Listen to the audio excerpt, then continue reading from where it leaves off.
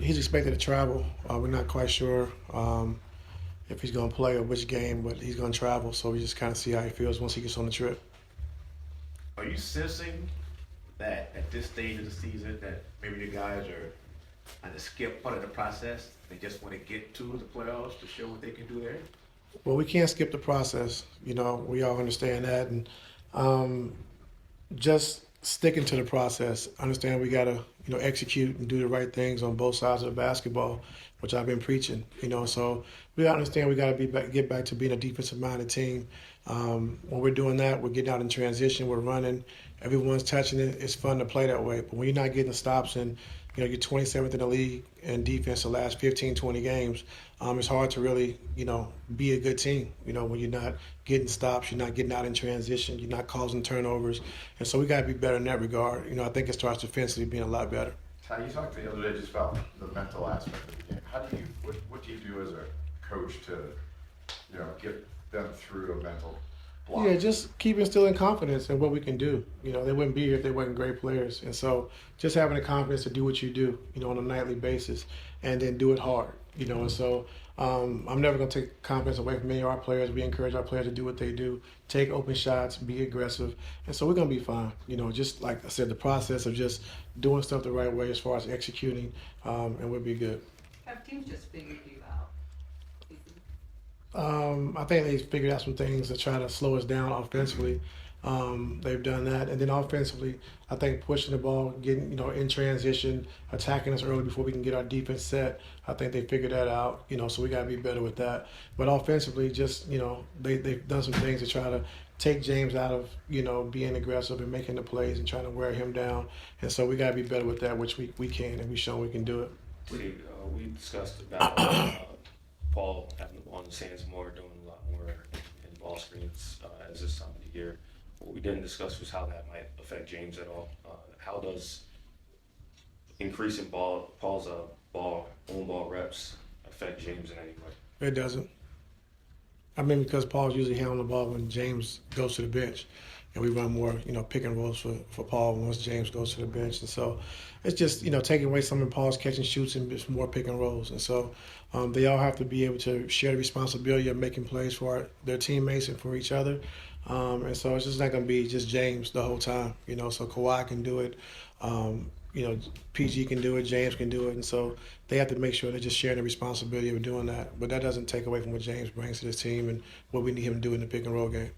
I know you said a few weeks ago teams were doubling Kawhi, and it was almost as if they don't think you guys can get out of it or figure it out. Do you still feel the same way? No, the last few games against Chicago, against New Orleans, they took the double team off when Kawhi showed he can make the right pass, make the right play, and we was able to score, get some easy threes, get some easy closeout, some drives from closeouts, and so they took the double team off. So it was good to see that that area we're finally starting to figure it out and understand what we need to be doing as far as spacing against double teams when they double team Kawhi. So the last few games that's been better. Hey, go ahead. You can't continue. No, it's good. I was gonna say, I know you had to answer a lot of effort questions after the last game, but Kawhi and PG both have kind of mentioned it recently. With the approach to the regular season being such a big emphasis from you before the season, do you see any slippage in that particular area with the way that guys are approaching these games later in the season? I'm not a big excuse guy, but I think they're getting a little worn down, I think, but you just got to mentally fight through it. And it's going to be tough challenges, and we understand the travel, we understand the back-to-backs and all, but, we just got to fight through it. That's not an excuse, and, I've been in a locker room, so I've seen, when we played 3 games in a row, my first year in a lockout year, so, we played back-to-back, and so it can be mental, but we just can't let that seep in. Like, even if we are tired a little bit, you still can do things the right way, and so if you lose a game by doing things the right way, you can always build and you can always go back to your habits when you need to, and so that's the most important thing. What was your initial reaction when you were handed this roster on October 31st and you knew that you were going to have these 4 guys? What was your initial reaction? I felt great, and I still feel great. Were you not intimidated or overwhelmed? I'm not intimidated. Nope. No, ma'am. These last 15 games, I'm sorry, go ahead. Go ahead, Tomer. God, man, how many questions you want? You got the video on me. But I'm saying, because you got the video, go ahead, man. What you got? Speaking of the last couple of days, you're not often critical, but it's as critical as we've heard you Yes. in the last couple of weeks. And I'm curious if that affects maybe not how you coach, but how you approach the situation now. Is it different than how you would have approached a loss in like January or something like that? You have to kind of. It's not about the losses. See, y'all chart losses, wins, and losses. I chart how we're playing and if we're playing the right way. So you can play and do everything the right way and still lose, and you can go home and you feel good about it.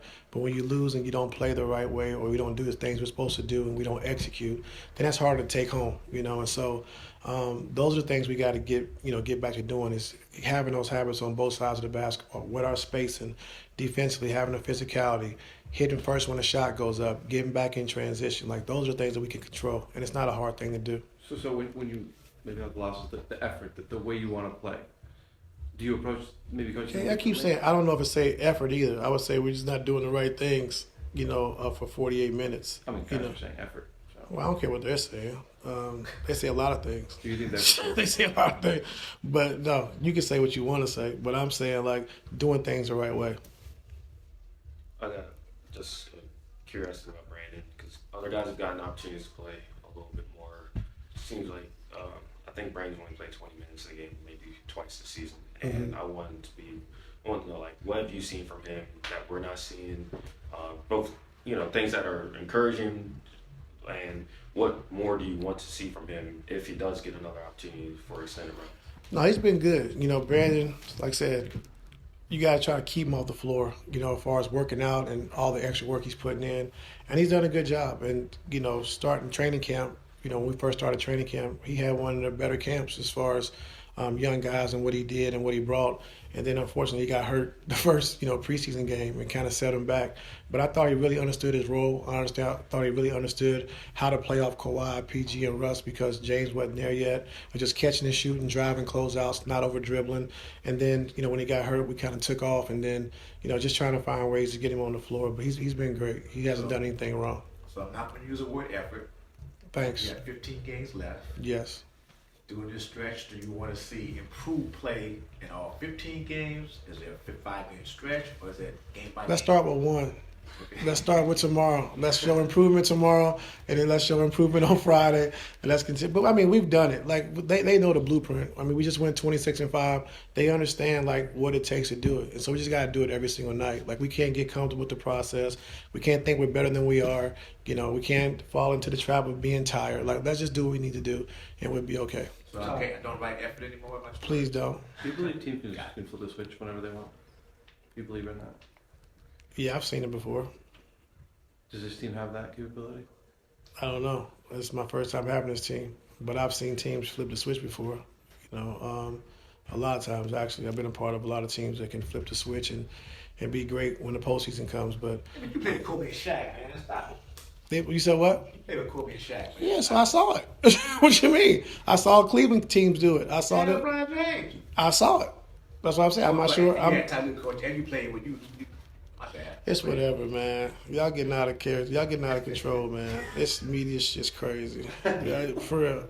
Like, coaches, media, writer, y'all do everything, huh?